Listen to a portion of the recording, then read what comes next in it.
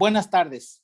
Bienvenidos a este foro organizado por la revista Dragma, donde el día de hoy tenemos la presencia de un destacado filósofo español. Quiero agradecer al doctor Carlos Fernández Liria por estar en esta conferencia intitulada La Ilustración contra el Rey Poeta.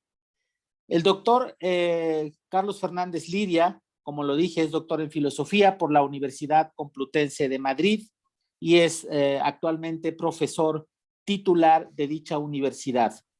Fue guionista del prestigioso programa de televisión La Bola de Cristal. Es uno de los fundadores del partido Podemos y sus últimos libros publicados son Sexo y Filosofía, el significado del amor, Marx, 1857, el problema del método y la dialéctica, Marx desde cero. El doctor Fernández Liria ha sido galardonado con el Premio Libertador al Pensamiento Crítico Venezuela 2011 y con el Premio Nacional del Libro de Venezuela. Asimismo, durante los años 90 realizó una investigación en Chiapas, México. La revista Dragma es una revista de estudios clásicos que tiene como objeto hacer lecturas hermenéuticas de textos grecolatinos. La revista nace dentro de un grupo de estudio integrado por profesionales en distinguidas áreas, pero con una especialidad o con un fuerte interés en la filosofía. Así, dicho esto, habiendo presentado nuestra revista, le pedimos también al auditorio tener en cuenta que el doctor Carlos Fernández Liria tiene un canal de filosofía en YouTube intitulado Filosofía en el Canal, donde habla sobre la historia de la filosofía, comenzando con los griegos, Sócrates y Platón. Sin más preámbulos, doctor Fernández Liria, le cedo la palabra y adelante con su exposición, agradeciéndole su presencia en este magnífico evento. Bueno, pues muchísimas gracias, Jimmy. Muchísimas gracias también a la revista Dragma por darme esta oportunidad de hablar con vosotros y con vosotras. Yo estoy aquí en España, ahora es por la tarde ya va a ser de noche, dentro de una hora o dos, y supongo que ahí, pues al otro lado del Atlántico, pues es más bien por la mañana. Pues nada, buenos días o buenas tardes, como queráis, y vamos a ver qué podemos hacer con este título que acordamos o que me propusisteis hace ya tiempo, ¿no? La ilustración contra el rey poeta. De alguna forma es una terminología que yo he estado utilizando, pues precisamente, como ha dicho Jimmy, pues en este canal de... Bueno, nada, que me he metido a YouTuber ahora para ver qué pasaba. Además es que lo que veo sencillamente es que como me voy a jubilar, bueno, me voy a jubilar, todavía me queda un rato, pero como el tiempo pasa tan rápido, pues aunque tengo 61 años, dentro de 8 o 9 años me jubilarán. Y entonces el tiempo pasa tan rápido que me da miedo. Entonces he pensado que quizás saliendo en YouTube, pues puedo seguir con mi labor docente, que es lo que más he querido y lo que más he amado y lo que más feliz me ha hecho a lo largo de toda mi vida. Yo comencé siendo profesor de instituto, después acabé en la universidad y la verdad es que tanto en el instituto, en la enseñanza secundaria, como en la universidad, pues he sido tremendamente feliz. Entonces no quisiera que el tiempo que me quede perder el contacto con la enseñanza. Y bueno, pues he pensado que si me consigo hacer un canal de YouTube que funcione, bueno, pues podría seguir con la labor. Y ahí he estado colgando últimamente pues unos vídeos sobre Sócrates, que voy, me parece que por el 10º o una cosa así, y creo que, no sé, quizás sean 15 o 20 los que acabe haciendo sobre Sócrates y Platón, sobre Sócrates y Platón. Y esto es lo que quería de alguna manera resumir hoy, resumirlo muy rápidamente, porque claro, en una hora que tengamos, pues tampoco va a dar tiempo a verlo con el detenimiento que lo he visto en otro, vamos, que lo he tratado en mis clases, libros y también pues en el canal, pues en esta serie que estoy haciendo, ¿no? Pero bueno, voy a intentar resumir y dar una idea de, de por qué tiene que ver el asunto con el rey poeta por un lado y con la ilustración por otro. es un campo de batalla que yo repito, creo que se puede remitir a Sócrates y a Platón, a la situación en la que Sócrates y Platón se convirtieron en filósofos, ¿no? ¿Se me escucha bien, verdad, Jimmy? ¿O no hay ningún problema? Ningún problema, lo escuchamos muy bien y aprovecho Genial, para darle la bienvenida también al auditorio que se está integrando. Gracias, por Carlos, supuesto, por esta magnífica oportunidad. por Reiterarles supuesto. que pueden también enviarnos sus preguntas al usuario Selene Alvarado o también al usuario Jimmy Cruz. Al final de la conferencia daremos un espacio para preguntas, reflexiones y algunos comentarios. Así Sí, que se te escucha muy bien. Adelante, Carlos, por sí, favor. estaba pensando precisamente que cuando lleve una hora hablando, que es más o menos lo que hemos pactado, pues que me pegues un toque, me avises de que vaya terminando para que dejar tiempo para las preguntas. Claro que Yo sí. tengo tiempo, tampoco no tengo prisa, no tengo prisa. Podemos tomarnos el tiempo que haga falta con tal de que el móvil este con el que estoy siga cargando y no me quede sin batería, pero yo creo que está cargando, lo tengo enchufado. Así es que espero que todo salga bien. Cualquier problema, pues ya lo remediaríamos. Tengo un ordenador aquí, por si acaso hubiera algún problema con la conexión online. Bueno, pues muy bien. La ilustración contra el rey poeta. Eh, ¿Por qué el rey poeta primero? Después pasamos a lo de la ilustración. ¿Qué es esto del rey poeta? Bueno, de alguna forma inventé la fórmula del rey poeta. Creo que la expresión se la tomé a Havelock, que tiene un libro que se llama Prefacio a Platón, un libro muy importante que cambió por completo la interpretación de Platón en el siglo XX. Creo que el libro es del año 1962, creo recordar, o 63 más o menos, ¿no? Bueno, pero esto es lo de menos. El asunto es que él mencionaba la idea de que en realidad esto que se suele hablar cuando se cuenta Platón y que se suele llamar rey filósofo, el rey filósofo de Platón, que es una cosa muy conocida para los que se han tenido que examinar en bachillerato, por ejemplo, alguna vez sobre Platón, ¿no? Pues ya sabemos que Platón defendía algo así como el rey filósofo, que los filósofos gobernaran. Pero esto se entiende muy mal, se entiende verdaderamente mal. No tiene ni pies ni cabeza lo que se imagina uno que Platón quería decir cuando decía que deberían de gobernar los filósofos. Eh, Hay que cambiar el esquema y ver qué significa realmente esto. No significa, desde luego, que los profesores de filosofía deberíamos tener el gobierno y que, por ejemplo, aquí en España, pues deberían de nombrarme rey a mí, por ejemplo, porque soy profesor de filosofía. Nada de esto significa, no tiene nada que ver con eso.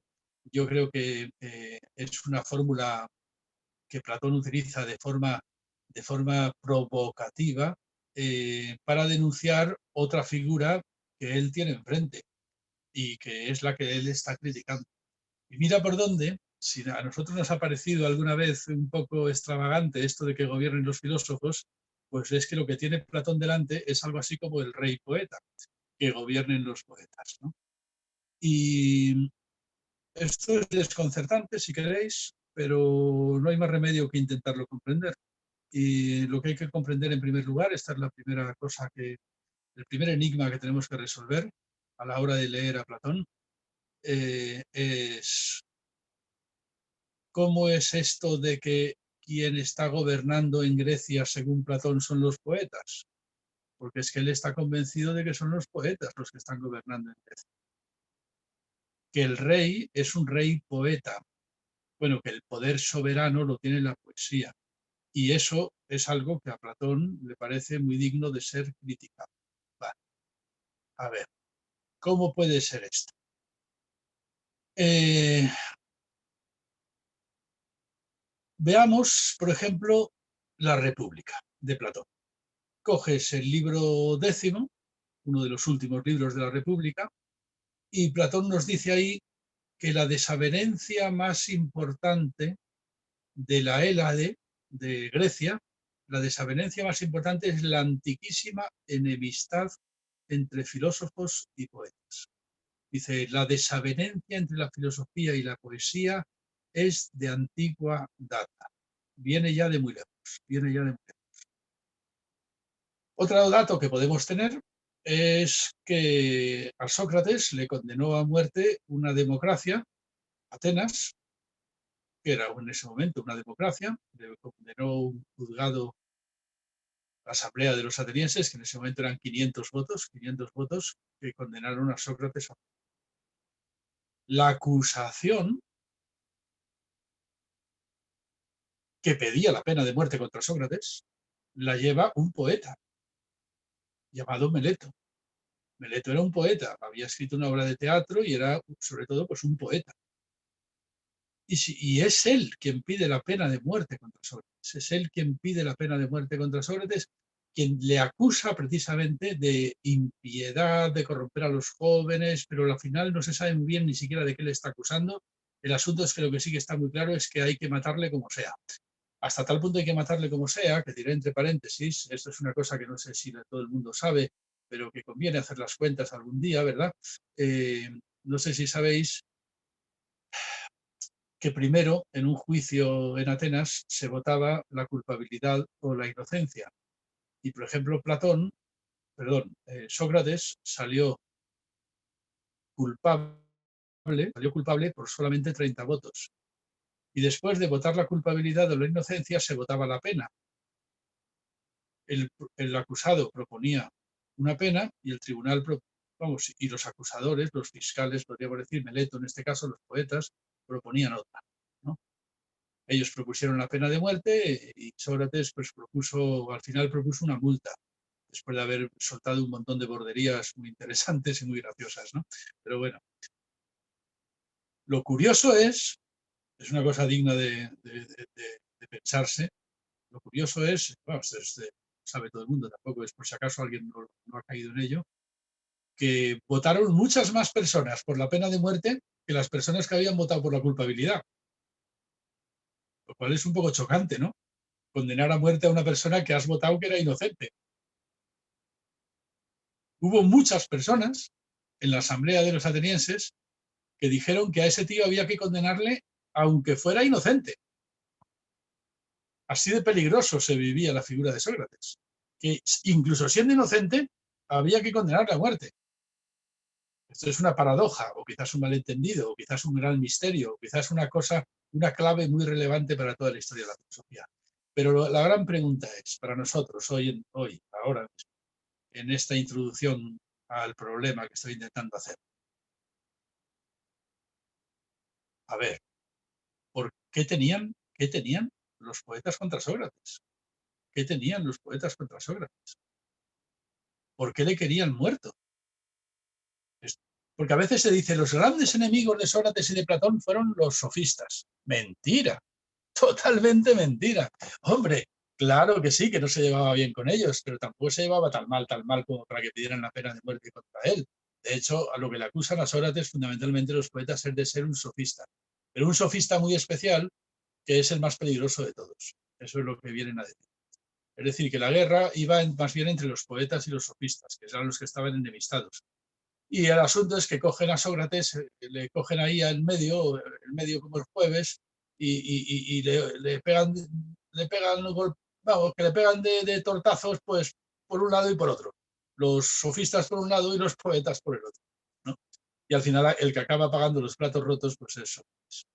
Pero vamos, no fueron los sofistas los que entablaron juicio a Sócrates, fueron los poetas. Pero bueno, ¿qué es lo que pasaba con la poesía? Eso es lo primero que hay que preguntarse. ¿Y qué tiene que ver esto con nuestro destino político? Porque esto lo que quería mostrar hoy, a ver si me da tiempo, es mostrar que este problema llega hasta nuestros días y recorre por completo nuestro panorama político. O sea, sigue interpelándonos hoy en día, en el siglo XXI, a todos los países que pretendemos ser democráticos, nos sigue interpelando el mismo problema que se planteó ya en tiempos de Sócrates y de Platón. Bueno, a eso quería llegar, pero vamos por partes. ¿Quiénes eran los poetas para estar tan enfadados con Sócrates que le querían muerto incluso siendo inocente? Bueno, también podríamos preguntarnos, ¿y qué tenía Platón contra los poetas? Porque es verdad que si coges la República, claro, es muy famoso esto del rey filósofo, la alegoría de la línea, el mito de la caverna. Todo esto es la República, que es muy famoso, todos esos pasajes son muy famosos, pero eso es el libro cuarto, el libro quinto, el libro sexto, el libro séptimo sobre todo. El octavo y el noveno ya empiezan a ser raros otra vez y el décimo es rarísimo. Pero el segundo y el tercero, perdona, el primero es una introducción, es una discusión con un político y bueno, es bastante entretenida. Pero el segundo y el tercero dice cosas muy raras Platón. Da la impresión de que estuviera loco de remate. Ponerle a pensarlo, recordar el libro segundo y el libro tercero de la República. En el libro segundo empieza a hacer unas cosas raras, que es coger a Homero, coge a Homero y empieza a decir que esto no le gusta, esto que dice Homero aquí que no le gusta, lo empieza a tachar, dice que esto no conviene que lo digan los poetas, que esto está fatal para la ciudad. Es decir, está censurando a Homero, lo cual desde luego ya le vale, ¿verdad? Es lo que nosotros pensaríamos. ¿A quién se le ocurre censurar a un poeta? Es que ni Pinochet, ni Franco en España, ni, bueno, sí, Franco sí que llegó a eso, y Pinochet no lo sé, pero vamos, Franco sí que llegó a matar a poetas como Federico García Lorca, pero bueno, y mató de hambre prácticamente a Miguel Hernández en la cárcel. Pero bueno, sí, solamente los dictadores totalitarios tienen algo que contra los poetas. ¿Será que Platón y Sócrates eran totalitarios? Es la primera pregunta que nos vamos a hacer. Algunos contestaron que sí. Hay algunos intérpretes de Sócrates y de Platón que lo que dicen es que eran partidarios de la tiranía aristocrática y además eran filoespartanos en la guerra del Peloponeso. Yo creo que esto es falso. Naturalmente yo puedo estar equivocado. Creo que yo tengo una opinión completamente distinta. Sócrates y Platón no tenían nada de totalitario, sino todo lo contrario. Y lo que pasa es que sí, tenían unos enemigos muy profundos que eran los poetas, los enemigos acérrimos hasta el punto de que iban a pedir la pena de muerte contra Sócrates, ¿no? Pues en el libro segundo, efectivamente, empieza como a tachar versos de Homero, pero es que en el libro tercero es mucho peor. En el libro tercero ya parece que Platón ha perdido la cabeza por completo. Y mira, no sé, a Platón se le puede considerar totalitario y todo lo que te dé la gana, yo creo que es un error, pero lo que no se le puede considerar es un loco, un demente. Y es que da la impresión de que estuviera loco. Es que empieza a decir que las flautas tienen demasiados agujeros. ¿Entendéis? Es una cosa grave. Y que las cítaras tienen demasiadas cuerdas. Y que eso es una cosa muy grave para la ciudad. Que no se puede construir una ciudad si las flautas tienen tantos agujeros. Ya me contaréis si no parece que está loco. O sea, que además, esto no lo dice al final. Esto lo dice en el libro segundo y tercero. O sea, esto lo dice al principio.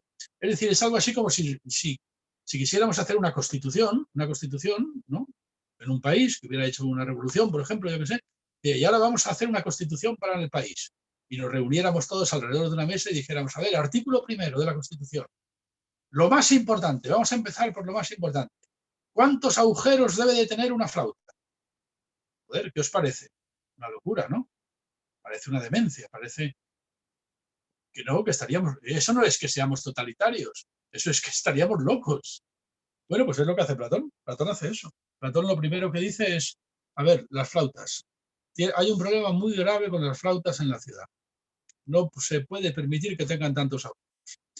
Y ahora pasemos a otra cosa, muy importante también, los ritmos musicales. Los ritmos musicales. ¿Qué ritmos permitiremos en la ciudad y qué ritmos no permitiremos? Y empieza por ahí. ¿Por qué le parece lo más importante de todo? Y las cítaras, ¿cuántas cuerdas debe tener una cítara? No, esto es una cosa muy demencial. Hay que preguntarse qué es lo que le pasa a Platón con las cítaras y con las flautas y con los ritmos musicales. Esto es también como si nosotros hiciéramos una constitución, estuviéramos planteándonos en una mesa, en una asamblea constituyente, cómo tiene que ser el país en el que vamos a vivir, y dijéramos, vamos a empezar por lo primero de todo. ¿Qué vamos a hacer con el rap, los vallenatos y las milongas? Porque el tango no me parece bien. ¿Pero qué demencia es esta? Entonces, ¿qué es lo que pasa? ¿Cómo se explica esto? Esto es el primer enigma que hay que resolver para no leer a Platón mal, porque si no se le lee mal. A ver. Pues se hizo de todo con estos libros de la República, que eran muy incómodos.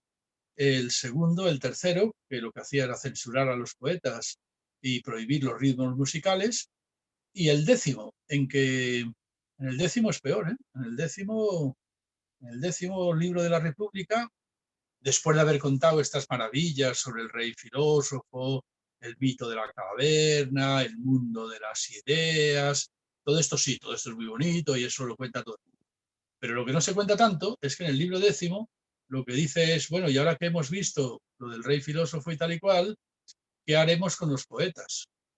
Entonces ya dicen que, entonces ya Platón es partidario, dice por lo menos Sócrates, su personaje, dice que él lo que piensa es que lo que habría que hacer es prohibir la poesía en la ciudad y que sería mejor que los poetas cogieran la flauta, porque por lo visto las flautas debían de ser muy importantes, y que se largaran, que quedaran exiliados, que se la metieran por el culo, podríamos decir, hablando en broma, ¿no? O diciendo una grosería, ¿no? Mira, lo mejor es que cojáis vuestra puta flauta, os la metáis por el culo y os la larguéis de aquí, ¿eh? Entonces, claro, es decir, ¿qué tiene Platón contra los poetas? ¿Y qué tenían los poetas contra Platón entonces? Claro, naturalmente, ¿no? No contra Platón, que está diciendo estas cosas en la República, sino contra su maestro, Sócrates, que no sabemos si las dijo o no las dijo. A ver, mira, aquí está. Es que tengo un gato por ahí que quiero. Continuemos, dando un paso más. Esto es un misterio bastante insondable hasta que de pronto, pues este señor que he mencionado antes, Havelock, en 1962, publicó Prefacio a Platón y entonces todo se aclaró de golpe. En realidad era un misterio bastante fácil de aclarar. Era un misterio bastante fácil.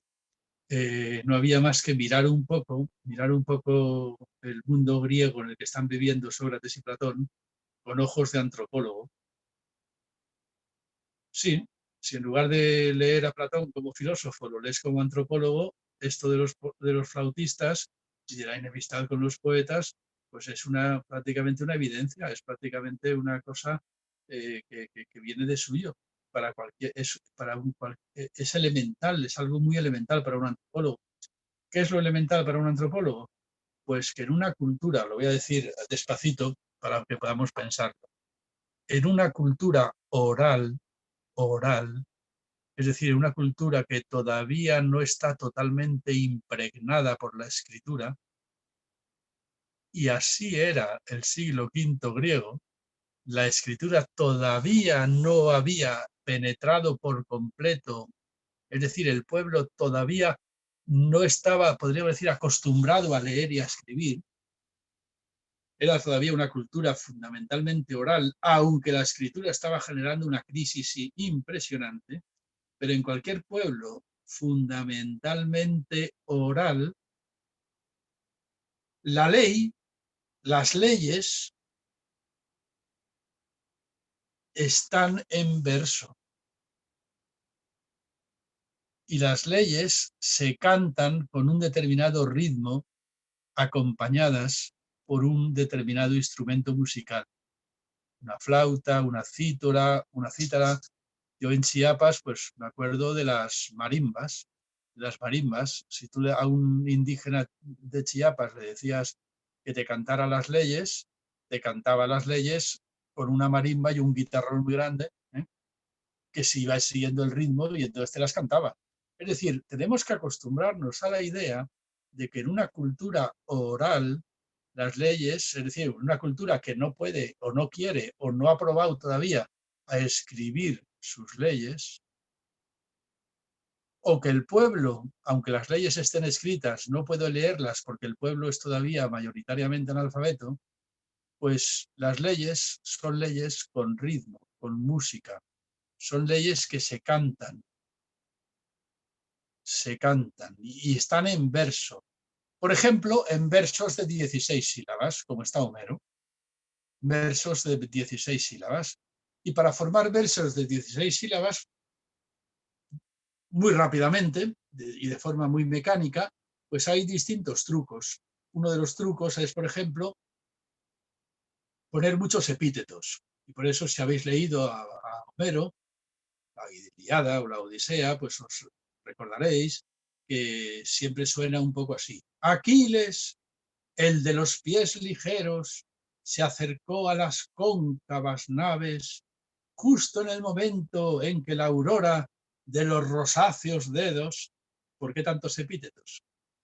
Pues porque tienes que montar versos de 16 sílabas. Y entonces, si te faltan sílabas, pues metes un epíteto. Las cóncavas naves. Ya está un poco más largo. ¿Te falta un epíteto? Pues entonces pones las cóncavas y negras naves. Sí, ya. Entonces pones Aquiles. Y dices, pero me faltan todavía, me faltan sílabas. Aquiles, el de los pies ligeros, ya, 16 sílabas. Esto es una forma muy rápida de montar versos. Con lo cual siempre es, de alguna manera, Aquiles, el de los pies ligeros, tal, no sé qué, no sé cuántos, tal y tal y tal. Es decir, siempre las leyes son un cuento rimado que se recuerda con música, con un determinado ritmo musical.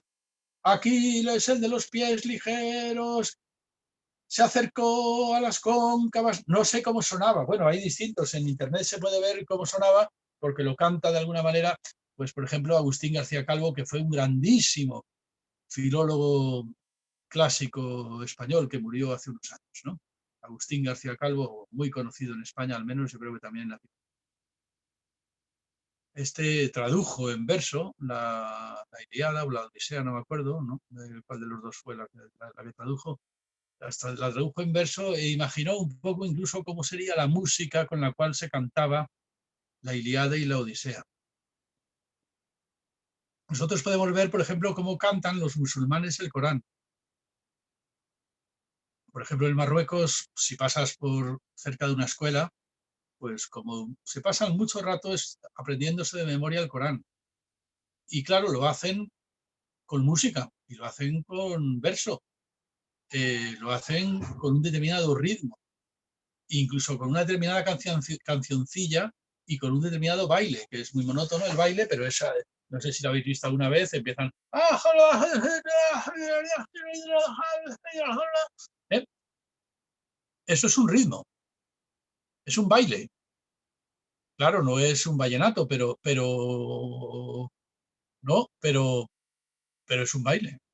Y eso acompaña a la memoria, permite recordar. ¿Recordar qué? Pues recordar lo que hay que recordar, las leyes, las leyes. Las leyes es lo primero que debe de recordar el pueblo. Entonces, ¿las leyes qué son? Siempre son relatos con ritmo musical, acompañados de flautas, de algún instrumento musical, que pueden ser bailadas. Tenemos que imaginarnos esto de que las leyes se puedan bailar. Para una cultura oral, las leyes siempre se tienen que poder bailar, aunque sea así, y si no, de alguna manera. Es decir, en las festividades, por ejemplo, de Senegal, pues están bailando las leyes. Hay festividades en que se ponen a bailar las leyes, ¿no? Es decir, tenemos que darnos cuenta de que en una cultura oral, lo que para nosotros sería el Parlamento, la Asamblea Legislativa, en una cultura oral, el Parlamento, la Asamblea Legislativa, la soberanía legislativa, son las fiestas. Y por eso lo más importante es el calendario. Lo más importante para las comunidades indígenas, estas que suelen estudiar los antropólogos, pues siempre es algo así como saber cuándo va a ser la fiesta de la cosecha, cuándo va a ser la fiesta del solsticio de verano, cuándo va a ser la fecha que marca cuándo comienza la siembra, cuándo comienza la recolecta, la fiesta de San Juan, la fiesta de Santa Marta, la fiesta de Santa Rita, en fin, son las fiestas que jalonan el calendario y que de alguna forma son la memoria legal de un pueblo. Es decir, pues, bueno, resumo mucho, pero yo creo que ya podéis ver por dónde van los tiros. Cuando Platón se está enfrentando al rey poeta, lo que se está enfrentando en realidad es a lo que para nosotros sería el boletín oficial del Estado, o la Constitución, o yo qué sé, las leyes. La letra de la ley porque la letra de la ley, cuando no hay letras, cuando no hay escritura, es la música, son las flautas, son los ritmos, es la música, es la danza, que es lo que te permite recordar. Yo siempre digo que para los que somos más mayores, no sé vosotros los que me estáis escuchando por ahí, pues qué edad tendréis, pero quizás si pensáis en vuestros padres o vuestros abuelos, quizás en otra época yo desde luego en mi infancia todavía lo viví, la enseñanza entera todavía pasaba muchísimo por la música. Había cosas que nos aprendíamos cantando. Por ejemplo, yo me aprendí los ríos de España, me los aprendí cantando. Te decía el profesor, a ver, Carlitos, a la pizarra, el Ebro. Entonces tú empezabas, el Ebro, el Ebro, el Ebro, muerto de miedo, naturalmente, porque el tío además tenía una regla que lo utilizaba de batuta para llevar el ritmo y para pegarte en la cabeza si te equivocabas, claro. Entonces empezaba el Ebro, y empezaba el Ebro. Nace en Fontibre, cerca de Reynosa, pasa por Logroño y Zaragoza, y así no sé cuántos va pasando tal hasta que desemboca en el medieval Mediterráneo. Eso tenías que cantar. Era la forma de aprenderte por dónde pasaba un río, o los pueblos de una provincia, o yo qué sé, o las naciones de un determinado continente. Muchas veces las aprendíamos cantando. Hay una cosa que todavía se aprende cantando, ya es una de las pocas que todavía se aprenden cantando, no siempre, que son las tablas de multiplicar. Las tablas de multiplicar todavía se aprenden cantando. Mis hijos, que tienen en este momento, tengo 2 hijos tardíos, que ahora tienen 11 años, me salieron mellizos, y estos todavía se aprendieron las tablas de multiplicar cantando hace muy poco tiempo. Sí, porque ¿cómo si no te las vas a aprender? Si no hay manera, de cómo te aprendes tantos números. Pues es algo así, como 2 por 1. Bueno, ahora han puesto, hay algunos que han puesto unas músicas más divertidas, ¿no? Que acompañan mejor el ritmo, pero si no era, antes era así. 2 por 1 es 2, 2 por 2, 4, 2 por 3, 6, 2 por 4, 8, 2 por... En fin, era una canción, una canción. Vale. ¿Os imagináis entonces que no habiendo escritura o no pudiendo recurrir a la escritura, estamos en una sociedad en la que las leyes y la educación, todo el sistema legal y todo el sistema educativo pasa a través de la música? Pues claro, ahora entenderemos por qué Platón, cuando se mete en política, lo primero que hace es enfrentarse a los poetas. Y dices, es muy extravagante esto que dice de que debe de gobernar la filosofía. Hombre, más extravagante es aquello a lo que se está enfrentando, y es que hay que gobernar a la poesía, ¿no? Y además, ¿qué es eso de que gobierne la filosofía? Esa es la gran pregunta, ¿no? A ver, vamos a reflexionar un poco más. Os voy a poner un ejemplo, para poder reflexionar un poco de cuál es la situación en la que nos encontramos en el siglo V antes de Cristo, cuando está Sócrates paseando por ahí por las calles de Atenas. Podríamos representarnos el campo de batalla de la siguiente forma. Nos representamos, por ejemplo, una, una, una clase actual de primero de primaria, yo qué sé, de la escuela. Los niños están ahí haciendo un problema de matemáticas, de aritmética muy elemental, y hay un alumno que se le ha olvidado cuántos son 7 por 8. Entonces el alumno está, joder, 7 por 8, 7 por 8, no consigo acordarme ahora, no me acuerdo.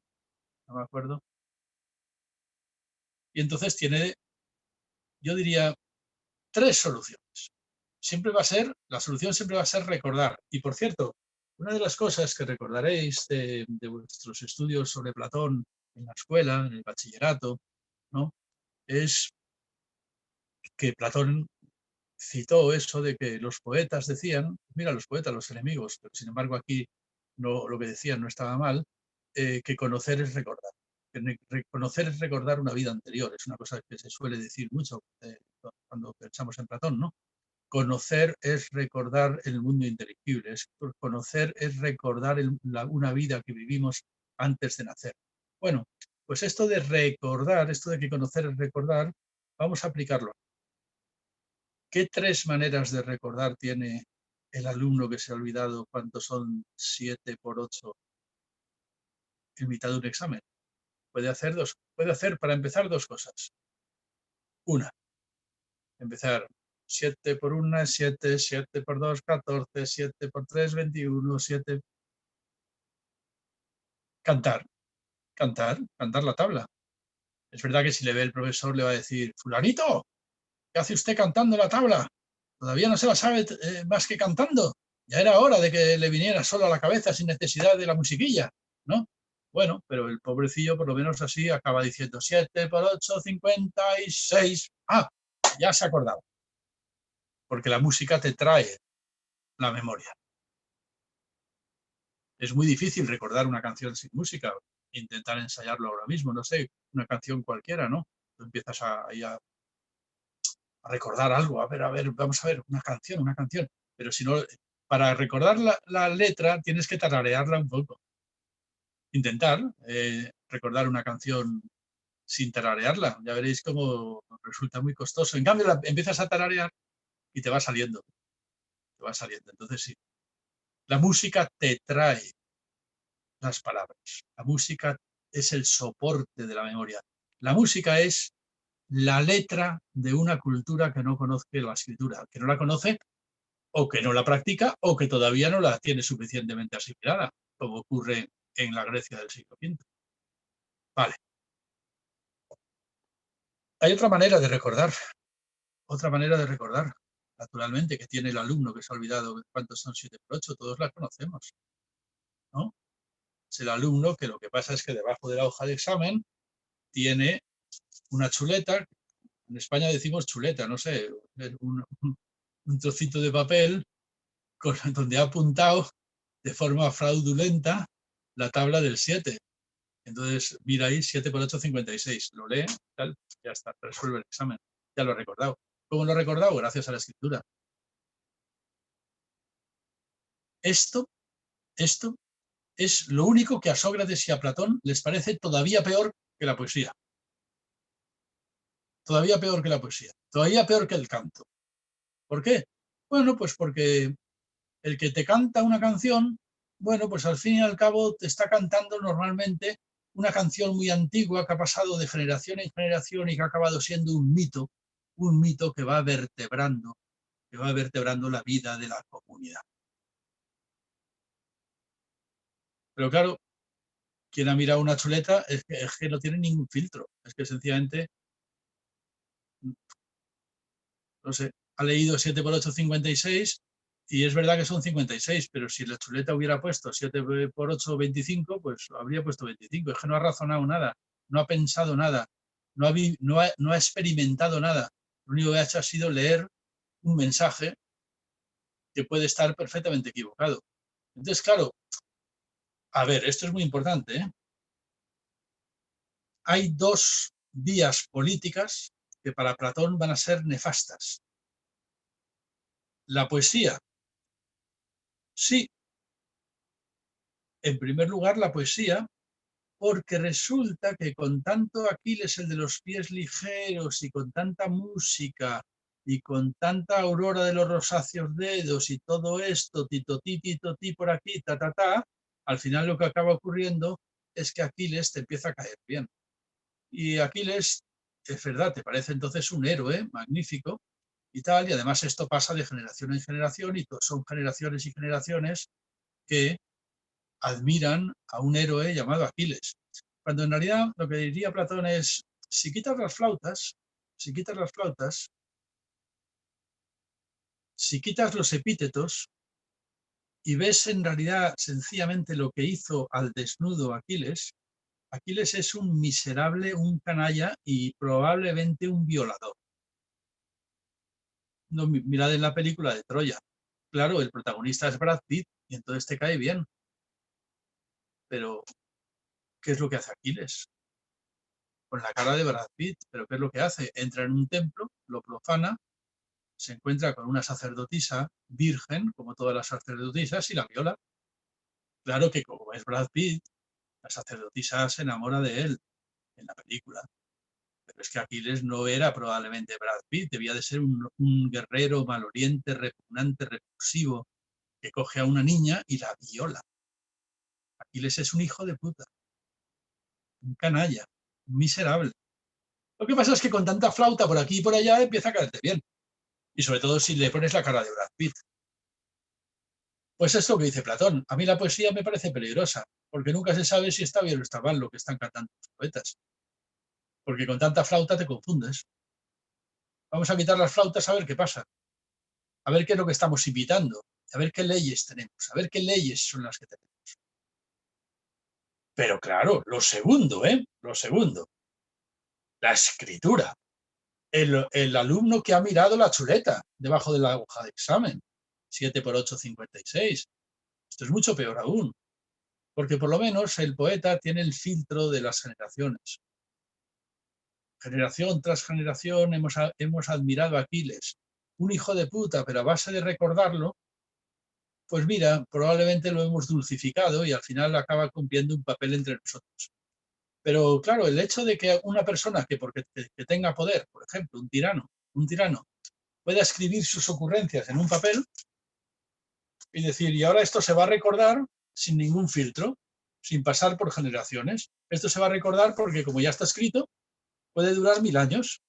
Así es que, nada, escribo todas mis ocurrencias en un papel y mando a la policía a hacerlas cumplir. Dice, esto es la peor de las dictaduras. La dictadura de los poetas, dice Platón, es muy peligrosa, porque al final acaba cayéndote bien un violador, como Aquiles.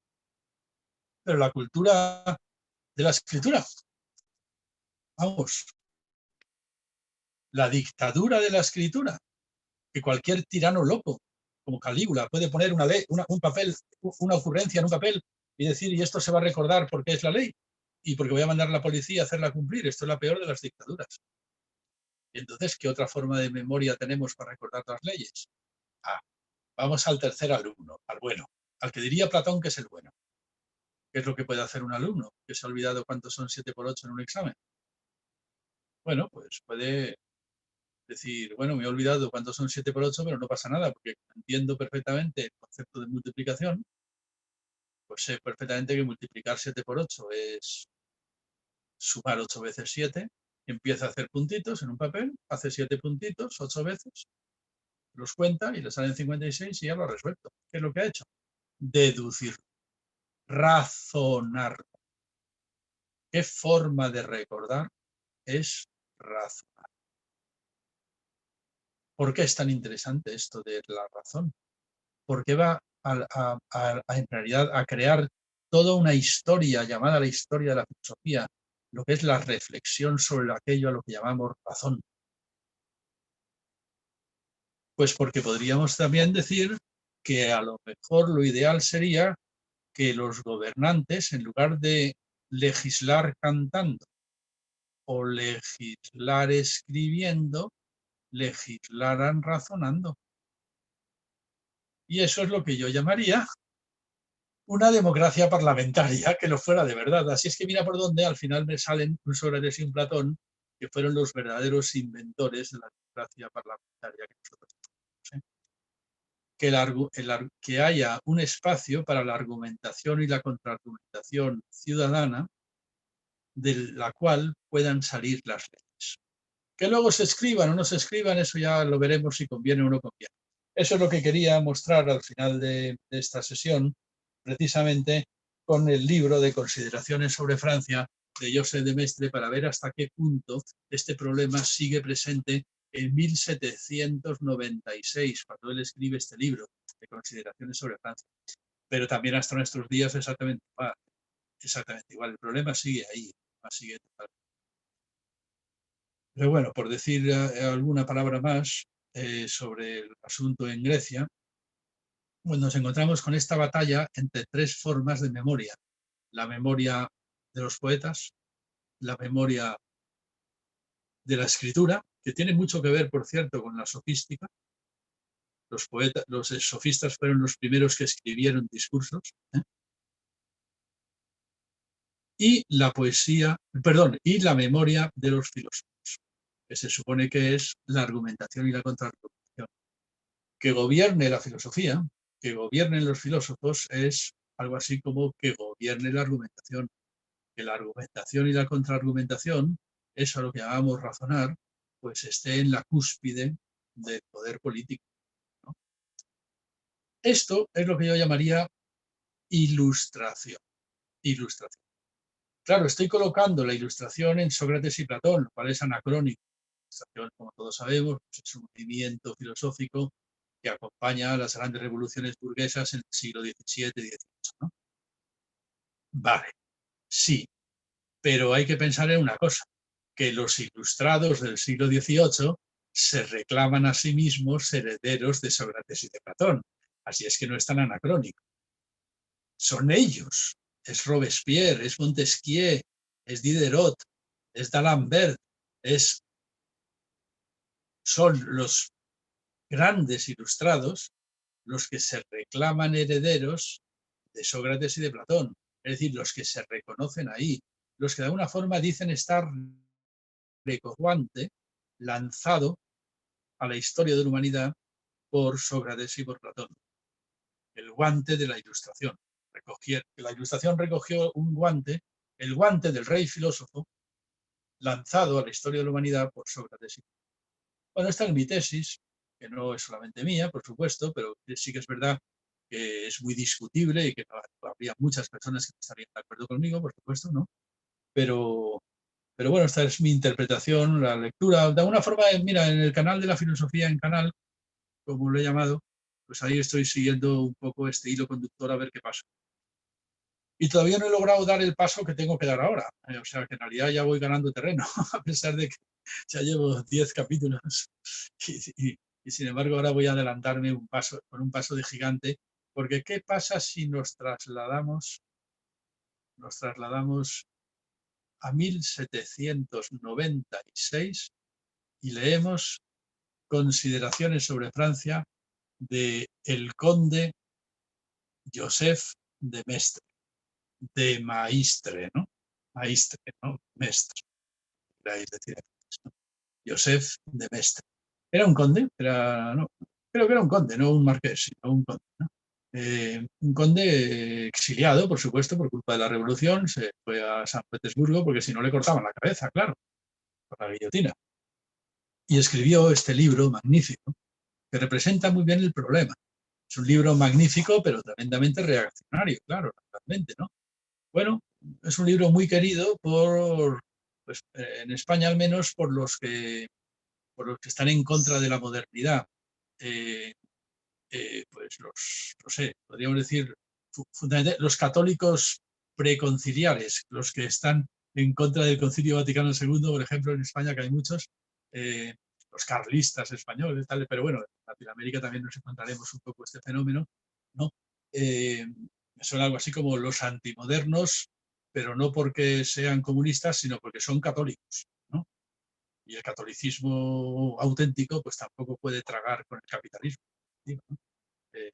Bueno, pues estos antimodernos siempre tienen como son grandes admiradores de Joseph Mestre, que se opuso ante todo a la ilustración, se opuso a la ilustración, consideró que la ilustración era el cáncer de la humanidad y que lo peor que le había ocurrido a la humanidad era precisamente eso que acompañó a la ilustración, que fue la Revolución Francesa, la Revolución Inglesa y la Revolución Americana, ¿no? Las revoluciones normalmente llamadas inglesas. Para José de Maistre eso fue lo peor que le ocurrió a la humanidad. Él es un marqués y lo que defiende es el antiguo régimen, por supuesto, pero lo defiende de una forma tan bella, tan te enamoras. Yo no, desde luego. Yo ni soy católico bueno, yo soy comunista, qué carajo. O sea, yo soy marxista, pero es verdad que está tan bien escrito y es tan bello lo que cuenta que tienes tentaciones de romper la baraja y hacerte reaccionario, ¿no? Pero reaccionario de verdad, como ellos, ¿no?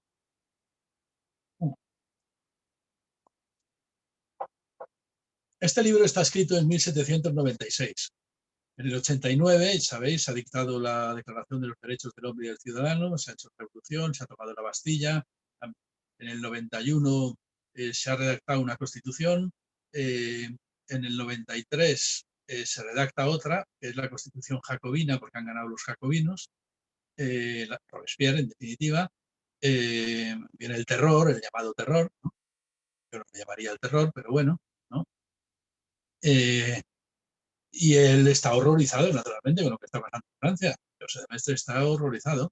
Y ya por fin han sido depuestos los jacobinos por un golpe de Estado de los moderados girondinos, que de moderados no tenían nada. Dieron un golpe de Estado, guillotinaron a Robespierre, guillotinaron a los jacobinos, exactamente igual que los jacobinos habían hecho con otros anteriormente. Y además, bueno, tampoco es que fuera un encanto. Lo primero que hicieron fue volver a restaurar la esclavitud que Robespierre había suprimido. Recordaréis la frase de Robespierre de perezcan las colonias antes que renunciar a un principio. Dijeron, es que si liberas a los esclavos, se acabaron las colonias. Dijeron, pues a la mierda las colonias, dijo Robespierre. No podemos renunciar a un principio. Hemos dicho en la Declaración de los Derechos Humanos y del Ciudadano que todos los hombres son libres e iguales independientemente de su raza, color, sexo, tal, pues no puede haber esclavos. Así es que mandó un edicto a liberar a los esclavos de las colonias. Cuando llegaron los emisarios, esto lo cuenta muy bien Alejo Carpentier, ¿verdad? En El siglo de las luces, magnífica novela, ¿no? Extraordinaria novela. Cuando llegaron a las colonias ya habían guillotinado a Robespierre, con lo cual, en lugar de liberar a los esclavos, pues acabaron guillotinándolos a los emisarios, a los esclavos. Fue la famosa historia también de los jacobinos negros, de cómo se cargaron a todos los esclavos de Haití, por ejemplo, porque se habían creído la Declaración de los Derechos Humanos y del Ciudadano, ¿no? Bueno, da igual. Los girondinos tampoco eran los buenos, como se suele decir, ¿no? Los moderados, una mierda los moderados. Si lo que hicieron fue volver a esclavizar a los esclavos y declarar la ley marcial para poder liberalizar los precios del trigo y matar de hambre a la población, ¿no? Pero bueno, en fin, menudos angelitos, ¿no? El terror cada uno lo pone donde le parece, ¿no? Según razona, ¿no? Y yo no lo pondría en el mismo sitio que se suele. Da igual. Han ganado los girondinos, han guillotinado a Robespierre, han guillotinado a los jacobinos negros en Haití, han hecho una escabechina y han redactado otra constitución, la Constitución de 1795. Y este libro de José de Maistre es un libro contra esa constitución, que dice que al fin y al cabo los girondinos serán menos malos que los jacobinos, pero de todas formas siguen siendo revolucionarios y que por tanto son lo peor que le puede pasar. Bueno, pues os voy a leer ya para terminar. Jimmy, ¿cómo voy de tiempo? Estamos a 5 minutos de cumplir una hora. Una hora, gustas, sí. Pues a si 5 tengo minutos. un cuarto de hora más, creo que podría dar una idea un poco de cuál es el razonamiento que intento hacer al decir la ilustración contra el rey poeta. Adelante, por favor. La cosa comienza contra el rey poeta, desde Sócrates y de Platón, y el caso es que aquí tenemos otra vez a un poeta protestante, podríamos decir. A un poeta, no es un poeta, es un conde. Pero mira por dónde va a decir cosas muy parecidas a las que estábamos refiriéndonos antes cuando hablábamos de Sócrates y de Platón. Muy bien, adelante, con todo gusto, tenemos tiempo y 15 minutos más está muy bien. Muchísimas gracias. En cualquier caso, si esto se está grabando, pues bueno, si alguien se aburre un poco, pues que se puede ver en 2 sesiones, ¿no? A ver, algunos textos de este señor. Lo primero que dice, bueno, lo primero que me interesa resaltar, voy a ver si lo encuentro.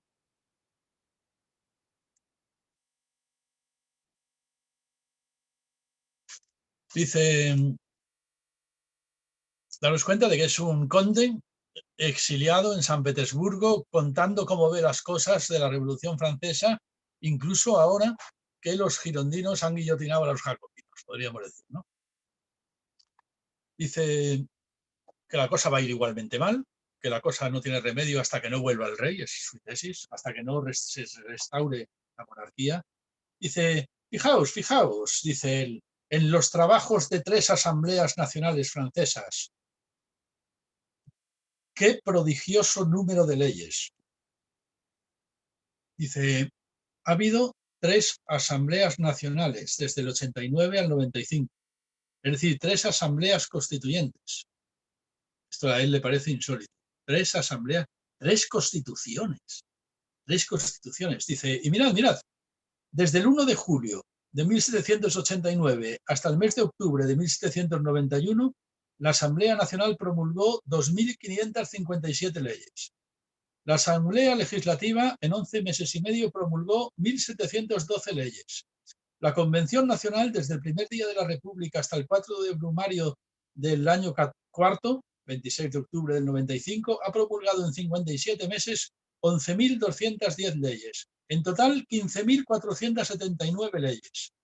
Dice, dudo mucho que las 3 dinastías de los reyes de Francia hayan producido una colección de leyes de esta envergadura. Dice, 3 dinastías a lo largo de 20 siglos, pongamos por caso, de reyes de Francia, no han dictado tantas leyes como la Revolución Francesa dictó en 5 años. Dice, cuando uno reflexiona sobre este infinito número de leyes, experimenta sucesivamente 2 sentimientos muy distintos. Primero, de admiración, o al menos sorpresa, pues nos sorprende, como a Burke, que esta nación, cuya ligereza es proverbial, haya engendrado unos trabajadores tan obstinados. El edificio legislativo es una obra y una catedral que no sé qué, tal. Dice, ¿por qué tantas leyes? Y dice, pues lo voy a decir, porque no hay legislador. ¿Por qué tantas leyes? Porque no hay legislador. ¿Qué han hecho desde hace 6 años los pretendidos legisladores? Nada. Pues destruir no es hacer. No han hecho nada, lo único que han hecho ha sido destruir. Las leyes han servido para destruir, pero no para construir. ¿Por qué? Porque todo estaba ya construido. Y ellos lo único que han hecho es destruir lo que ya estaba construido. ¿Pero cómo estaba construido? ¿Estaba construido con leyes? ¿Con leyes de qué tipo? ¿Con leyes de estas escritas que supuestamente primero han sido razonadas en un parlamento? No, no eran leyes escritas y no habían sido razonadas en un parlamento. Os voy a decir cómo eran esas leyes, dice él. Mirad este texto tan magnífico. Dice, a ver, dice, ruego al lector atento que eche un vistazo a su alrededor. Hasta en los objetos más pequeños encontrará la demostración de estas grandes verdades. No es preciso remontarse al hijo de Ismael, a Licurgo, a Numa, a Moisés, cuyas legislaciones fueron todas religiosas y nunca fueron escritas, ¿no? Moisés, Licurgo, nunca se escribió la Constitución de Licurgo, que fue la más duradera de toda Grecia.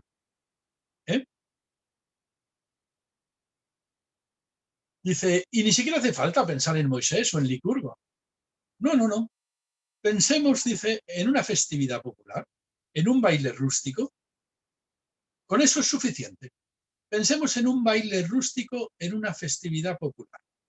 Dice, incluso si uno viaja a los países protestantes, verá ciertas congregaciones populares, determinados festejos que no tienen causas aparentes y que obedecen a unos usos católicos absolutamente olvidados.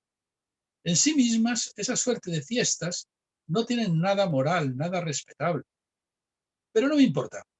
Aunque de muy lejos, obedecen a ideas religiosas, y esto es suficiente para perpetuarlas. 3 siglos no han podido sumirlas en el olvido. Es decir, en los países protestantes, dice él, reflexionar un poco, en los países protestantes, a pesar de que el protestantismo acabó con las festividades católicas, con las festividades religiosas, sin embargo, se sigue celebrando las festividades. No han querido renunciar a ellas.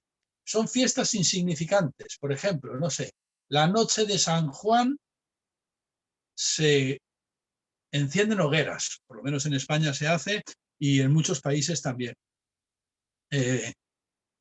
Bueno, es el solsticio de verano. Antes era en honor de San Juan. Ahora ya no hay San Juan porque somos protestantes, dice Rogerse de Mestre. Bueno, pues a pesar de eso se siguen encendiendo hogueras. ¿Y qué ley hace que el pueblo encienda hogueras en la noche de San Juan? ¿Qué ley? Escrita. ¿Dónde está la ley? ¿Quién ha argumentado que hay que encender hogueras la noche de San Juan? Nadie. ¿Qué ha sido? No, eso es sencillamente el poder de la tradición, el poder de determinados relatos mitológicos, podríamos decir, que se han ido conservando a lo largo del tiempo, más bien de boca en boca. Muchos de ellos con ritmo, con música, cantados. Ah, volvemos al rey poeta, ¿veis? Volvemos al rey poeta. Hay un rey poeta que hace que se enciendan hogueras en la fiesta de San Juan. Dice, ni siquiera los protestantes han conseguido extirpar estas costumbres tan arraigadas del pueblo. Y sin embargo dice, ¿y vosotros? ¿Vosotros, señores de la tierra? Príncipes, reyes, emperadores, majestuosas potencias, conquistadores invencibles, tratad simplemente de conducir al pueblo cada año en un día señalado a un determinado lugar para que baile, para que baile. Intentadlo. Dice, poco os pido, pero me atrevo a proponeros solamente el desafío de lograrlo. No lo lograréis. Anda, venga, argumentar. En un parlamento, ¿no sería mejor que bailáramos el día 23 de enero porque es el día de no sé qué? Sí, porque es el cumpleaños de Newton. Venga, vamos a celebrar la fiesta de San Newton. ¿Y cómo bailaremos a San Newton? Pues no sé, podríamos inventar un baile que fuera, no sé, recitar las tablas de multiplicar. Venga, anda, sacar un decreto. A ver si lo conseguís, que el pueblo vaya a bailar el día 23 del cumpleaños de Newton. No me jodas, no lo vas a conseguir nunca. Es lo que está diciendo José de Maistre. Por mucho poder que tengas, no lo lograrás en la vida. En la vida. Y entonces miradlo cómo continúa. Dice, poco os pido. Os digo solamente que organicéis un baile. Pero me atrevo a proponeros solemnemente el desafío de lograrlo. Y sin embargo, el misionero más humilde lo conseguirá y será obedecido 2000 años después de su muerte. Todos los años, en nombre de San Juan, de San Martín, de San Benito, subraya el San, ¿no? El pueblo se reúne en torno a un templo rústico. Llega animado por una ruidosa y no obstante inocente alegría. La religión santifica el júbilo y éste embellece la religión. El pueblo olvida sus penas. Al retirarse, piensa en el placer que le proporcionará ese mismo día al año siguiente y el día es para él una fecha señalada. Es decir, mirad, el pueblo tiene unas leyes que nunca olvida. Esas leyes no son más que las festividades de su calendario. Y eso vertebra por completo el ritmo vital de una comunidad, de un pueblo. Pero eso no lo ha legislado ningún ilustrado, ningún parlamento. Tampoco lo ha escrito ningún príncipe ni ningún rey. Esto sencillamente es algo así como el genio poético del pueblo quien lo ha creado. Y dice, y al lado de este espectáculo increíble de un pueblo que todos los años repite la misma festividad en torno a un pueblo rústico donde matan un corderito y se lo comen y no sé qué y no sé cuántos, tal, dice, colocad junto a este cuadro el de los señores de Francia, a los que una revolución inaudita ha investido de todos los poderes, pero no son capaces de organizar ni siquiera una sencilla fiesta. ¿Recordáis una cosa que dije al comienzo de esta charla? En las culturas orales, los parlamentos son las fiestas. Lo que para nosotros es el parlamento, la asamblea legislativa, en realidad para ellos es la fiesta. Las fiestas son el sitio donde se cantan, se recitan y se rememoran las leyes. Bueno, pues ahora les dice a los señores de Francia, a los grandes revolucionarios, dice, que tienen más poder incluso que el que antes tuvieron los reyes. Dice, pues no sois capaces de organizar ni una sencilla fiesta, ni una sencilla fiesta. Y vosotros que no sois capaces de organizar una fiesta, vamos a decirlo, vosotros que no sois capaces de organizar ni siquiera un guateque, un botellón, una fiesta, una festividad. ¿Decís que sois capaces de organizar una sociedad? Si no sois capaces de organizar una fiesta. Y en el fondo es lo mismo, ¿eh? Porque una sociedad se organiza organizando fiestas. Eso es lo que tiene en la cabeza Joseph de Maistre, el conde. Si no hay fiestas, no hay sociedad. Y vosotros, por eso no habéis construido ninguna sociedad, solamente habéis destruido la que había, guillotinando a todo el mundo, es lo que viene a decir. Habéis guillotinado a todo el mundo y ahora decís que esto es una sociedad. Esto no es una sociedad, está diciendo, esto es una matanza. Dice, escuchad el despecho de la impotencia. Dice, escuchad las memorables palabras de uno de esos diputados del pueblo ante el cuerpo legislativo en una sesión del mes de enero de 1796. Entonces cita a un diputado quejándose de que el calendario no funciona. Y él se burla, claro. Pero mirad las palabras cita estas palabras de un diputado girondino, probablemente, del 96, quejándose de que el calendario, el nuevo calendario, esto del 18 brumario, tal, del servidor el nuevo calendario que ha inventado la revolución, que no funciona. Dice, ¿cómo? Exclama el diputado. Hombres extraños a nuestras costumbres y usos van a venir a establecer fiestas ridículas para celebrar acontecimientos desconocidos en honor de hombres cuya existencia misma es un problema. ¿Cómo? Han sido capaces de obtener unos fondos inmensos para repetir todos los días con triste monotonía ceremonias insignificantes y a menudo absurdas. Es decir, unos tipejos insignificantes han instituido fiestas inolvidables que además tampoco tienen nada de especial. Que no sé, hay pueblos que de pronto sueltan una cabra y la matan a palos. Eso es repugnante. Pero otros, yo que sé, en España soltamos un toro y le ponemos fuego en los cuernos. Eso es asqueroso también. No tiene nada de sagrado, pero mira, no hay manera de erradicarlo. No hay manera de erradicarlo. Es una institución fortísima, fortísima. Vuestras instituciones parlamentarias se las lleva el viento. Un soplo de viento y todo se lo lleva. Es lo que está diciendo, ¿eh? Oye, que estamos leyendo a un hijo de puta conde, a un marqués, ¿eh? O sea, quiero decir que a ver si nos vamos a dejar seducir también por esto, pero hay también que ponerse en su papel. Lo que está diciendo es muy, muy interesante, ¿no? Muy interesante. A ver, dice el diputado, furioso.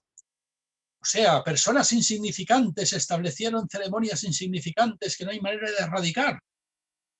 Y los hombres que derribaron la Bastilla y el trono, aquellos que han vencido a toda Europa, ¿no conseguirán conservar, gracias a fiestas nacionales, el recuerdo de los grandes acontecimientos que inmortalizan nuestra revolución?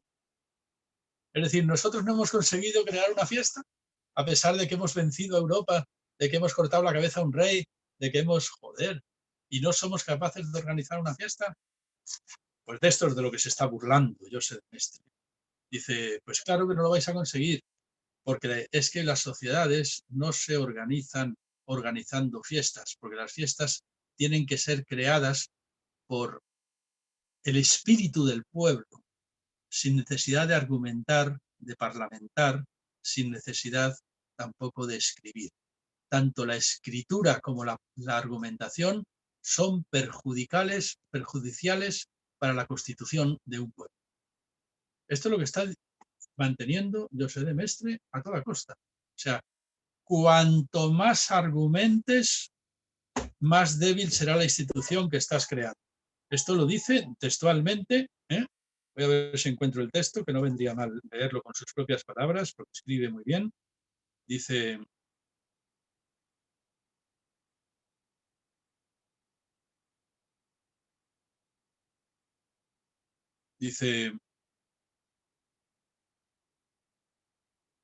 cuanto más se escribe, más débil es la institución. La razón de ello es muy clara.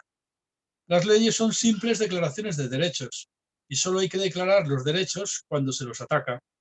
De modo que la multiplicidad de las leyes constitucionales escritas solo prueba la multiplicidad de veces que han corrido peligro de destrucción. Cuando las leyes están bien asentadas, no hace falta escribirlas.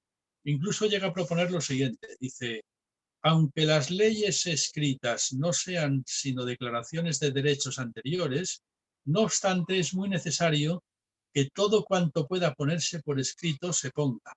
Además, en todas las constituciones, sin embargo, siempre hay algo que no puede quedar escrito y que se ha de dejar tras una neblina oscura y venerable so pena de derribar el Estado. O sea que conviene que no todo sea escrito, que haya algo que quede en una profunda neblina. Lo más importante debe de no ser escrito, precisamente para que el pueblo conecte poéticamente con ello. Y ahí dice en algún momento, yo no sé si está aquí, y si no, que da igual, porque eso sí, sí, dice, hay una verdad, dice, tan clara como la luz del día. Dice que ninguna constitución es el resultado de una deliberación. Cuanto más se argumenta, más débil es la institución. Dice, a ver, los pueblos que más han durado, los pueblos que más estables, los más firmemente instituidos, han sido siempre fundados, podríamos decir, fundados por un analfabeto. Esto es lo que dice. Ahora mismo no me da tiempo a leerlo todo, pero es muy bueno. Siempre los grandes fundadores de sociedad, lo que han hecho resultó que eran analfabetos. Mahoma era analfabeto y tuvo que dictar el Corán. Jesucristo, con toda seguridad, era analfabeto. Hombre, como era Dios también, pues cuando quería escribir o leer también se le daba bien, pero vamos, eso es la que tenía la ventaja de ser el hijo de Dios. Pero en principio tampoco fue a la escuela, y el 90% del pueblo era analfabeto. Todos los 12 apóstoles eran analfabetos. El mundo de los fundadores de sociedad siempre es un mundo analfabeto. Y entonces dice Joseph de Maistre una cosa brutal, que es algo así como hay una verdad tan clara como la luz del día. Ninguna institución ha sido creada por una deliberación. Y cuanto más se delibera y más se escribe, menos sólida es esa institución.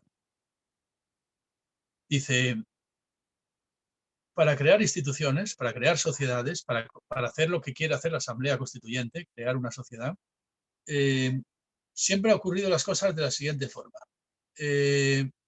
Un hombre con un carisma especial, normalmente analfabeto, ha hablado y el pueblo ha obedecido. Dice, esto es lo que normalmente ha ocurrido. Los analfabetos han hablado y el pueblo ha obedecido. Esto es lo normal. Dice, lo que sí que no ha ocurrido nunca jamás es que los sabios hablen y el pueblo obedezca. Dice, eso no ha ocurrido nunca en la historia. Jamás. Que los sabios hablen y que el pueblo obedezca. El pueblo nunca ha obedecido a los sabios. Siempre ha obedecido a los poetas. Siempre ha obedecido, él está diciendo, a los analfabetos. Está hablando de los analfabetos porque está así, habla contra la escritura y contra la ilustración al mismo tiempo. El pueblo siempre ha obedecido a personas analfabetas, pero que hablaban en nombre de Dios, que hablaban en nombre de la religión, que hablaban en nombre de la divinidad. Eso sí, San Antonio, San Juan, Santa Rita. Hay una fiesta en España, me la contaron una vez, no sé, que se llama la fiesta del pedo, que consiste en que todo el mundo va por las calles tirándose pedos. Pues ya ves tú qué ridículo, ¿no? Una cosa ridícula, burlesca, ¿no? Pero es que es la fiesta de una santa que fue santa porque hizo un milagro, que fue que hubo alguien que comiendo tenía un crucifijo ahí puesto en la pared y blasfemó y dijo, ese Cristo no vale ni uno de mis pedos, dijo, ¿no? Y entonces la santa se tiró un pedo que mató a todo el mundo por el mal olor, que asfixió a todo el mundo tirándose un pedo, ¿no? O sea, Es un milagro también ridículo de una santa insignificante. Pero bueno, existe esa fiesta. Hay pueblos que celebran esa fiesta. Dices, pues imaginaros, ¿no? Dices, nadie habría argumentado y contraargumentado para elaborar esa fiesta. Y sin embargo, mira por dónde una analfabeta que se tiró un pedo, pues ha conseguido hacerse obedecer por los siglos de los siglos. Y nunca jamás los pueblos olvidarán ese día festivo. Eso es lo que está diciendo José de Mestre, naturalmente. Es un reaccionario católico, ¿no? ¿Entendéis? Bueno, está hablando, por tanto, a favor de una sociedad vertebrada por festividades y no por razonamientos, y menos por razonamientos escritos. Hay dos peligros para la sociedad: la escritura y la argumentación y la contraargumentación. Por cierto, que dice una cosa preciosa por el camino, increíblemente bella. Me parece la cosa más bonita que se ha dicho sobre el cristianismo, jamás. Yo no soy especialmente cristiano, pero sí tengo respeto por el cristianismo, como no podría ser menos, naturalmente, ¿no? Y esta frase me parece muy bella. Dice, las cosas siempre han sucedido así. Los analfabetos han hablado y el pueblo ha obedecido. Lo que nunca ha ocurrido es que los sabios hayan hablado y el pueblo haya obedecido. Eso jamás. Ahora bien, hay una cosa insólita que ocurrió solamente una vez con el cristianismo, precisamente, y es que los analfabetos hablaron y los sabios creyeron. Eso es muy bello, muy bello. Es decir, ocurrió una sola vez. No que los analfabetos hablaron y que el pueblo creyó. No, desde luego, que los sabios hablaron y que el pueblo creyó, que eso no ocurrirá jamás, dice. No. Con el cristianismo ocurrió una cosa increíble, y es que los analfabetos hablaron y el pueblo, y no el pueblo, sino los sabios creyeron. Hablaron los apóstoles, que eran analfabetos, y los sabios, como Santo Tomás, San Agustín, los doctores de la universidad, creyeron. Dice, esto es lo más insólito que ha ocurrido en la historia de la humanidad. Esto es el milagro en el que consiste el cristianismo. Es cristiano católico, naturalmente, ¿no? Bueno, pues ¿qué tenemos aquí? Una batalla, otra vez, entre el rey filósofo, representado por los revolucionarios, por los ilustrados, y el rey poeta. El rey poeta es partidario de que cada pueblo recuerde sus festividades, que recuerde sus poemas, que recuerde su mitología y que así sepa quién es.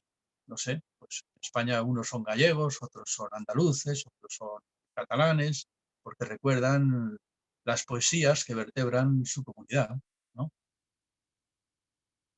Y los ilustrados, mientras tanto, ¿qué recuerdan? Y ya voy terminando, ya termino enseguida. ¿Qué recuerdan? Hombre, pues tienen, podríamos decir, si queréis verlo así, tienen los ilustrados, podríamos decir, desde Sócrates y Platón hasta los ilustrados del siglo XVIII, de la Revolución Americana también, no sé, dieron a este mundo una extraña poesía no poética, que también es de una forma irrenunciable, pero de una forma muy rara, que es lo que podríamos llamar la Declaración de los Derechos Humanos, que se llaman ahora. Antes se llamaban los derechos del hombre y del ciudadano. Pues la Declaración de los Derechos Humanos, en este momento custodiada en la ONU, ¿no? Desde 1948, después de la Segunda Guerra Mundial, pues, se creó las Naciones Unidas para custodiar, pues, una declaración escrita, que es el resultado de una deliberación elemental, ¿no? Que fue algo así como la Declaración de los Derechos Humanos. Eso es lo que aportó la Ilustración. Entonces, ¿qué rivalidad hay entre la Declaración de los Derechos Humanos y las poesías que vertebran las comunidades populares? ¿Qué haremos de nuevo otra vez entre mito y revolución, entre mito e ilustración? ¿Cuál es el verdadero campo de batalla actual? Pues ahí lo tenemos otra vez planteado, no podemos librarnos de eso.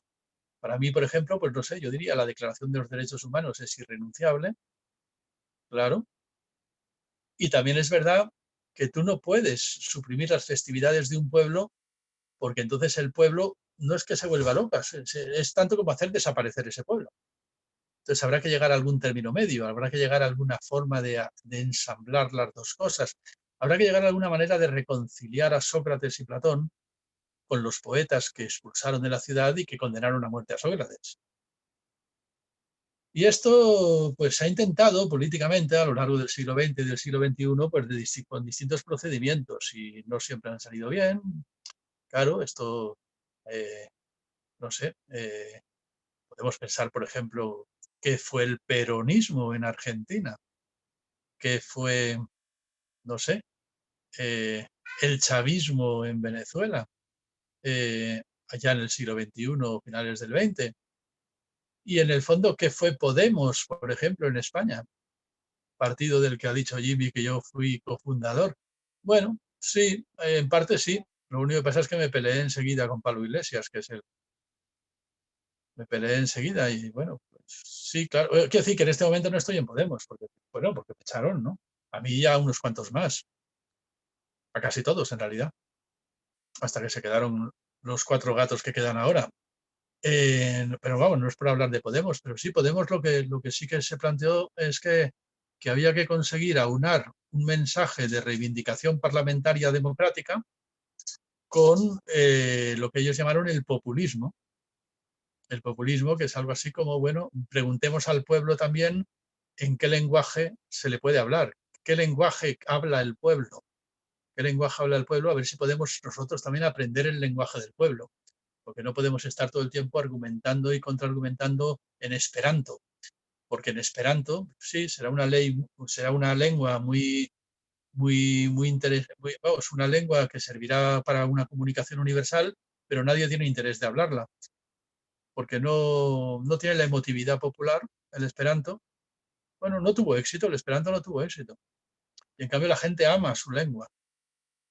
Aquí en España tenemos a los vascos, que son 4 gatos, bueno, unos 2 o 3 millones de personas, hablando una lengua que no entiende ni Dios.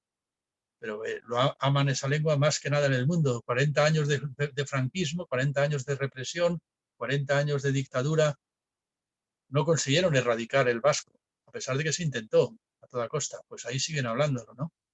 Gente muy tozuda con sus tradiciones, con sus poesías, con sus mitologías. ¿Cómo conseguir entonces aunar las dos cosas? Dices, no, ¿y por qué no quedarnos solamente con las poesías? Pues bueno, pues yo me quedaría con las mejores poesías, las que no violaran la Declaración de los Derechos Humanos, pero es que también es verdad que, por ejemplo, en Latinoamérica te encuentras mucho indigenismo, mucho... bueno, pues claro, ¿cómo no vas a simpatizar con el indigenismo? Pero yo tampoco diría algo así como que la gran solución son las culturas indígenas, porque claro, en las culturas indígenas depende de qué culturas. Hay indígenas muy simpáticos, incluso bastante más razonables que nosotros, los occidentales logocéntricos, ¿no? Y encima europeístas y no se sabe cuántos crímenes más. Sí, pero también hay otro tipo de indígenas, no sé, o sea, por ejemplo, no sé, el 60% de las mujeres africanas han sufrido el rito de la ablación del clítoris. Entonces, claro, dices, bueno, yo no sé, no siempre los grandes poetas ancestrales aciertan, porque no me parece que sea muy adecuado cortar el clítoris en la infancia a todas las futuras mujeres de la tribu, ¿no? Por ejemplo, en Sudán, sí, en Sudán el 80% de las mujeres están mutiladas, ¿no? No sé, los poetas tienen ideas muy raras, ¿no? A veces los poetas, la poesía popular tiene ideas muy raras. Cortar clítoris, pelar penes, siempre están muy obsesionados con pelar los penes, circuncidarlos por aquí, circuncidarlos por allá. Otros se alargan las orejas. Hay una tribu de Camerún, los doguayos, que se arrancan 2 dientes aquí. Y si les preguntó un antropólogo llamado Barley, ¿verdad? Muy famoso, que escribió un libro que se llama El antropólogo inocente. Les preguntó que por qué hacían eso y le dijeron que porque era bueno. Pues ya, ¿y por qué es bueno? Pues porque lo hicieron los antepasados. ¿Y por qué lo hicieron los antepasados? Porque es bueno. Claro, es que nunca hay manera de salir del círculo. Es bueno porque lo hicieron los antepasados porque es bueno, y el caso es que tú te arrancas esto de los dientes. Les empezó a tirar de la lengua, a ver qué decían. A ver, les dijo, ¿no será que en realidad queréis demostrar que vuestro cuerpo es como la aldea y que esta es la puerta de la aldea? No, no, no, le dijeron que va, no, no, no, no, no. Entonces ya por fin le dieron una explicación, y la explicación era, porque si algún día se nos queda la boca pegada, para que nos puedan alimentar por el agujero. Ah, preguntó Barley, ¿y ocurre a menudo? No, no, no ha ocurrido nunca, pero puede ocurrir, ¿no? Entonces, por si acaso ocurre una cosa que nunca ha ocurrido, que es que se te quede la boca pegada, tú arrancas 2 dientes a todos los adolescentes desde tiempos inmemoriales. Dices, bueno, pues esto no parece muy razonable. Claro, esto es lo que desde la Ilustración llamas superstición. Entonces, bueno, que la Ilustración mira por encima del hombro semejante costumbre. Pues sí, ya lo sé, lo mira por encima del hombro. Pero también es verdad que tampoco es muy razonable arrancar 2 dientes a los adolescentes por si acaso se les queda la boca pegada. Y así sucesivamente con tantas y tantas costumbres, ¿no? Entonces, claro que Sócrates y Platón tienen una queja ya desde el principio con las costumbres de cabeza de los antepasados ancestrales, ¿no? Y es que, por ejemplo, pues acaba ocurriendo que un violador como Aquiles, pues acaba cayéndote bien y te empieza a parecer Brad Pitt. Y entonces, claro, lo que dice Sócrates, ya lo hemos visto al principio, pues bueno, quita las flautas, quita el ritmo, quítale la cara de Brad Pitt, pon un guerrero maloliente que está violando a una niña. Y ahora eso está bien o está mal. Claro, pero eso es un germen de ilustración. Pues claro, alguien puede decir, ¿y por qué me tienes que quitar las flautas? ¿Por qué me tienes que quitar los ritos? ¿Por qué me tienes que quitar las costumbres? Nosotros es que adoramos a Aquiles. Y claro, viene Sócrates y dice, sí, adoráis a Aquiles, sí, pero es que Aquiles es un hijo de puta, ¿no? Y no digamos ya Zeus, o sea, Zeus, ese miserable canalla que se dedica a practicar incesto violando a todos sus familiares más pequeñas. O sea, y todos los dioses son una pandilla de sinvergüenzas y de canallas. En fin, entonces, bueno, ¿qué? ¿Dónde estamos? ¿Queremos ilustración o queremos rey poeta? Bueno, pues casi lo voy a dejar abierto porque yo no he venido aquí hoy a dar ninguna solución. Yo tengo, por supuesto, mis respuestas. Escribí un libro un poco muy ligado a la fundación de Podemos que se llama En defensa del populismo. Y bueno, pues ahí de alguna forma se puede leer lo que yo pienso. Pero yo tampoco quiero contaros lo que yo pienso o mi propia postura, sino más bien pues dar un motivo de reflexión, ¿no? Muy bien, Carlos. Pues ya está. Aquí termino entonces y pasarme las preguntas que queráis, a ver cómo las podemos administrar. Ya digo, Excelente, Carlos. no tengo tiempo. Pues muchísimas gracias, Jimmy, y a todos los Muchísimas gracias. Sí.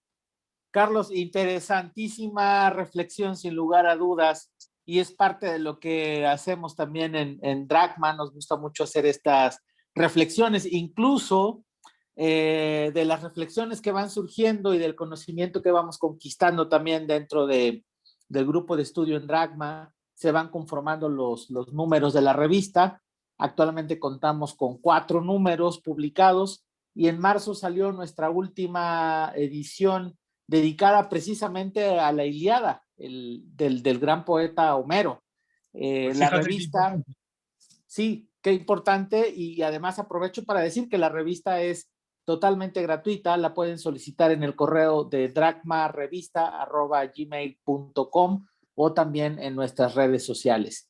En Facebook nos encontramos como Revista Dragma y en Twitter como @rdragma.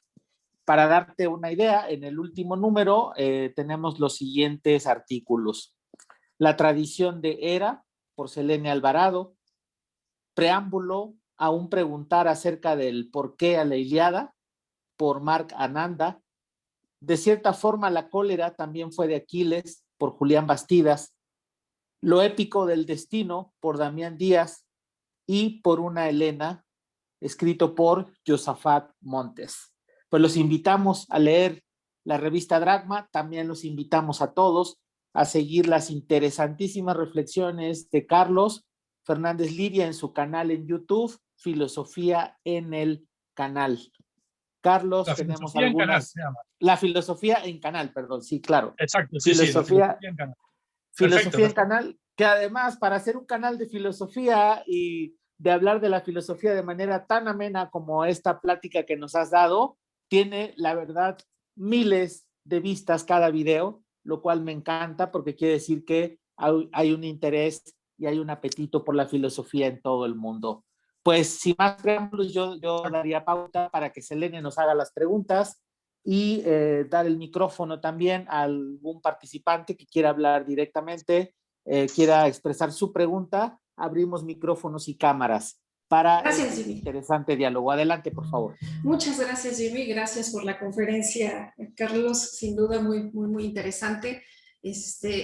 Nos recuerda la importancia, ¿no? La importancia que para nosotros que hacemos filosofía o la filosofía, de hacer uso de otras disciplinas, como por ejemplo la antropología, la filología, el análisis literario, para poder acercarnos más, para poder tener una mejor interpretación de los textos antiguos filosóficos, que igual es el trabajo que siempre tenemos que hacer, ¿no? Siempre estar como filósofos, no solamente tratando de hacer esa interpretación filosófica, sino tratando de entenderla y comprenderla lo mejor posible. Muy buen punto el que marcas acerca de la oralidad. Hay que recordar que Grecia la Grecia antigua tenía esta tradición oral, digamos, no existía la escritura, no existía como tal, ¿no? No existía la lectura, incluso los grandes poemas se hacían, como tú lo dices, se quedaban a través de la música y se transmitían oralmente, que es una de las características digamos, de varias de las culturas antiguas. Y tener esto en cuenta, tener en cuenta que Grecia era una cultura oral, nos puede ayudar a entender, como ya nos